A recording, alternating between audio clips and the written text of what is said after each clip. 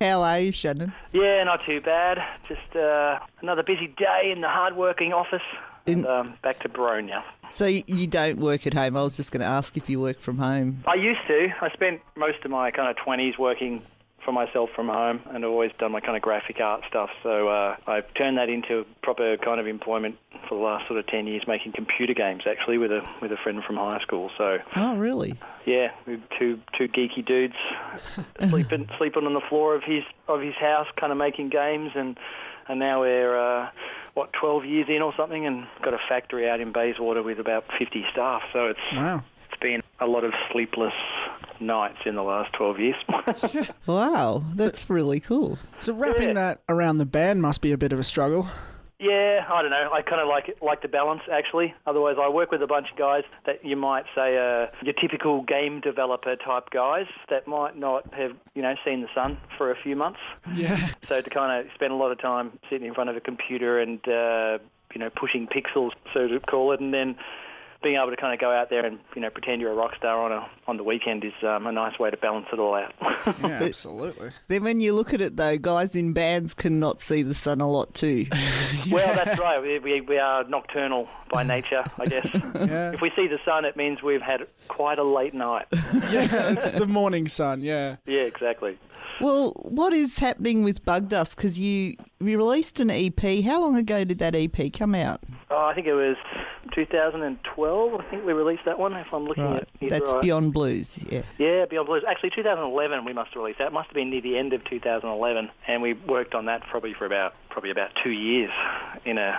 One thing I guess I'll start by saying is that Bugdust operate at their own pace, albeit potentially some might perceive it as lazy. We're just in no hurry. It's more of a relaxed kind of pace. We don't feel like we're in any hurry for getting things done quickly. So a quick EP or the quick album that was the Beyond Blues one still took about 2.5 years of fiddling around to kind of get out. So. We actually started something new, and that was about 1.5 years ago. So you've started working on a new album? Yeah, we have. We've actually recorded probably about 5 songs, and we haven't finished them, but we've started them. We had a really crazy busy session on a weekend where we locked out a space out at Collarts in Port Melbourne. JT was teaching out there, JT the drummer. So he was like, yeah, come on down, I'll set us up in a large hall so that we can have microphones hanging from the ceiling and try all these different experimental recording ideas and see how things sound. So we kind of spent a good 10 hours kind of setting up, and then we just played and played and played until we collapsed probably, a day and a half later. And that was the start of a new recording that we need to keep working on, obviously, before it becomes Axl Rose's new album. It takes 12 years. How long have you guys actually been going as Bugdust? Adam's the probably sole kind of surviving member that was there from the very start. But it's a strange kind of like incestuous story from out here in the eastern suburbs of Melbourne, where we all kind of knew each other when we were in our late teens and played in different bands. And I think even Adam joined a band that myself and JT were in that used to rehearse in my parents' lounge room every Saturday. And we got this new long-haired guy to come in and be our singer, but he didn't really want to sing. He wanted to play guitar, so he went off and started his own band and formed Bugdust, whilst we kind of kept playing in our band, and we would play gigs together. The band was called Debase back then, and we kind of would play lots of gigs with Bugdust around the all-ages kind of scene and do all the EV shows out in Croydon, and we even entered Battle of the Bands competitions together and all these sorts of cool suburban things that, young kids can do to get out there and play on a stage. So Bugdust was originally just a 3-piece, and they kind of had their garage kind of heavy, punchy, punky kind of rock thing going on. And I think after a while, because we were all such close friends, their drummer left, and JT was like, oh, I'll go and play with Bugdust because they need a drummer. And then I think they had Gabriel, who was in a band called Weta from New Zealand. He was playing guitar in Bugdust when they became a 4-piece. But then when he stopped playing with the band, I got a call one night, and I was actually at Cypress Hill with a friend, and I think we may have been inhaling some of the fumes at the Cypress Hill gig, and we left the Metro, what was called the Metro at the time, and probably about 1 o'clock in the morning I get a phone call from the Bugdust boys who were up in Sydney, and they were like, Shan, the guitar player that we've got to fill in has kind of had a bit of a mental breakdown, any chance of learning the songs and coming up tomorrow morning and playing a gig with us tomorrow night?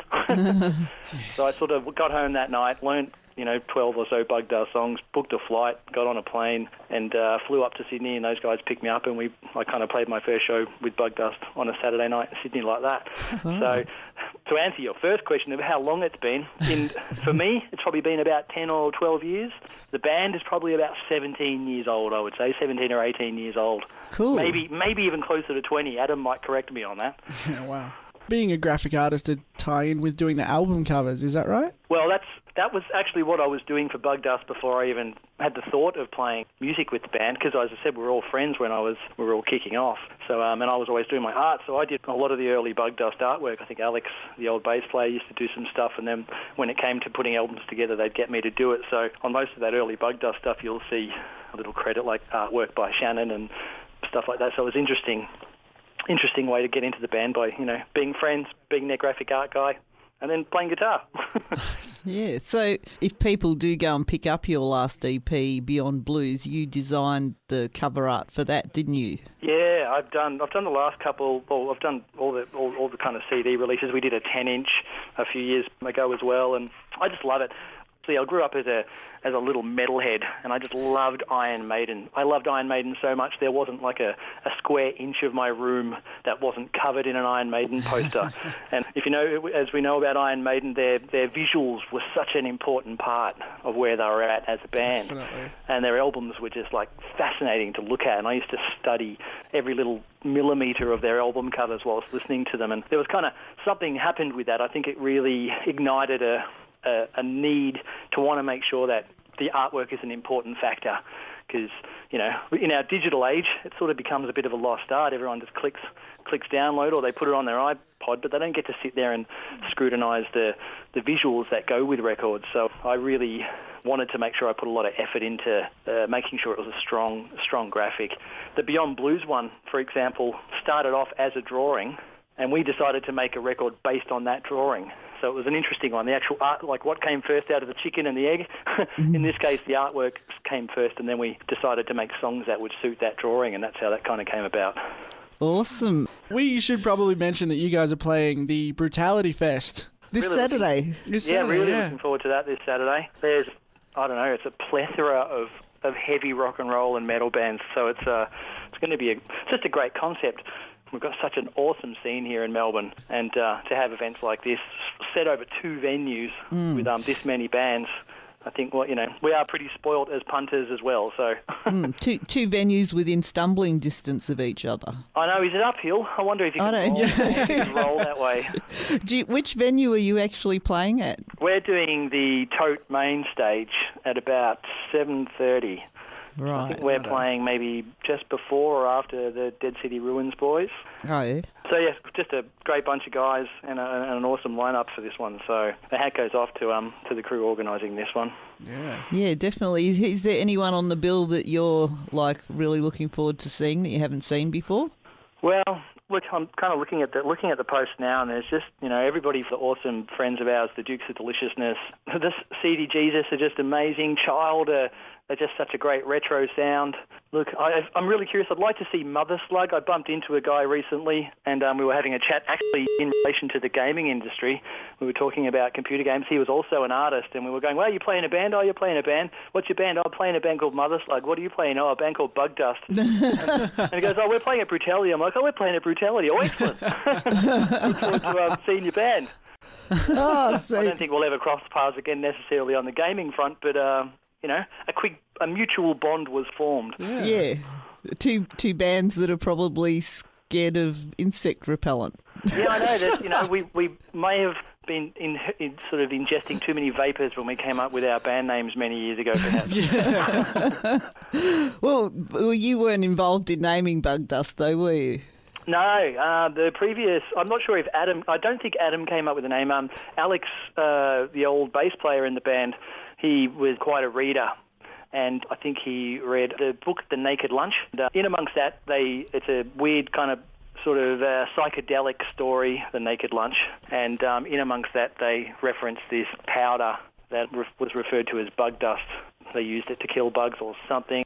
Very cool. And you don't have a Facebook page at all? We have a Bugdust fans kind of page. We probably should create an official one, but there's this Bugdust fans page. We've kind of stuck with that the last few years, and I'm just going to roll with it. Like, we've got our community that pay attention, kind of like us on that one, and they keep an eye on little posts. But it probably would come across a little bit more professional if we had an official Bugdust music page. But we're on Facebook, so I think that's kind of good enough. Mind you, I'm the only one who really kind of pushes that, so it pretty much just looks like it's another Shannon page. Speaking of Shannon pages, did I see something the other day about you having a new band? I've got another similar story to being out here in the eastern suburbs, basically. There's a whole bunch of muso friends out here. And I've always played in lots of different bands and done lots of different types of music, because there's no point in my mind kind of being in 3 heavy rock bands. For example, I used to play in the pop band Bachelor Girl back in the late 90s. Really? Oh, yeah. With Tanya Docco? Yeah, with Tanya Docco, yeah. Oh. And James Roach, the keyboard player. Oh, cool. So I did a bunch of touring with them and did some stuff on their second album, and they were just, like, amazing. They were just, like, for an individual, for me as a musician, they just were such an inspiration for a little young whippersnapper. I think they got me involved because I was the young whippersnapper.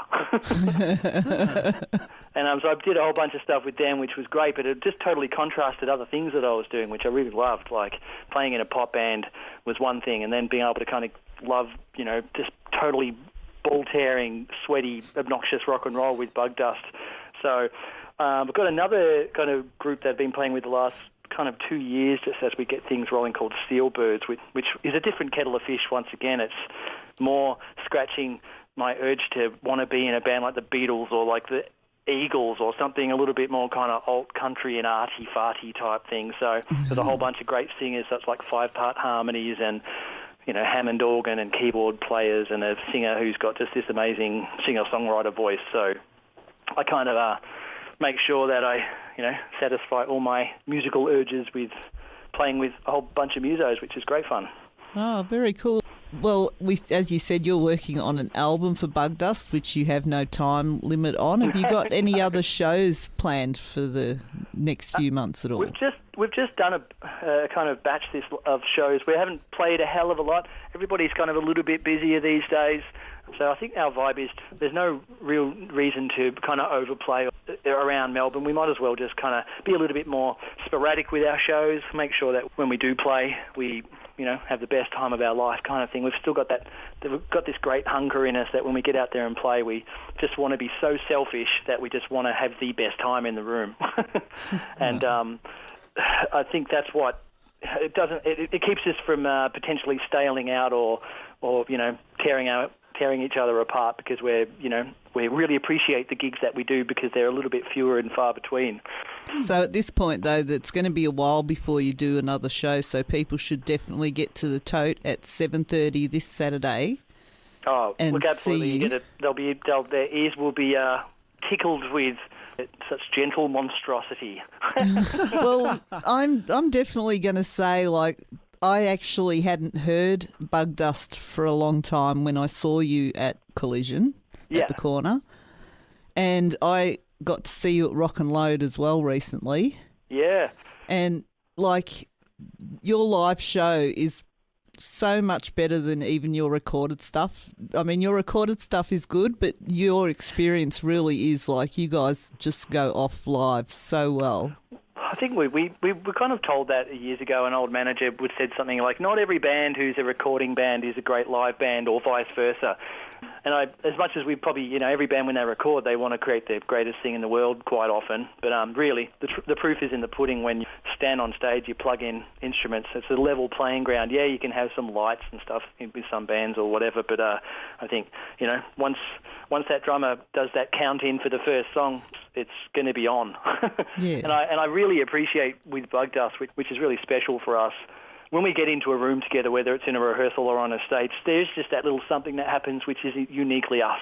Yes, we're playing heavy rock and roll, and like Brewtality will be filled with lots of great, individual sounding heavy rock and roll bands, and I'm glad that Bugdust can contribute to a night like that, because we'll bring our own little certain something that other bands aren't doing, and vice versa. So, probably one of the joys of the Melbourne rock and roll scene. Lots of rock and roll bands, but lots of variety in amongst it, which is great. Yeah, definitely. And I definitely would tell people to make sure they do go and check you out live at Brewtality. Yep. This Saturday, the 2nd of August. I will tell people to look up Bugdust fans on Facebook and join the group. And you are also bugdust.com. Yes. People can still go and buy the CD and get some merch and that. And you will be playing at Brewtality this Saturday at 7:30, around about 7:30 at the Tote. Yes, we'll be on the main stage, crammed in amongst a whole bunch of great bands. Yeah, and people should get in there early because otherwise they might not get in the door. Yeah. Well, as a band member, you could only hope that it's that busy, so I really hope that people just flock out on the weekend to come and cop some heavy music. Awesome. Thank you very much. No problem, Kat. I look forward to seeing you again. Yeah, we'll Yes. see you soon. Yeah. Yeah, thanks, Fraser.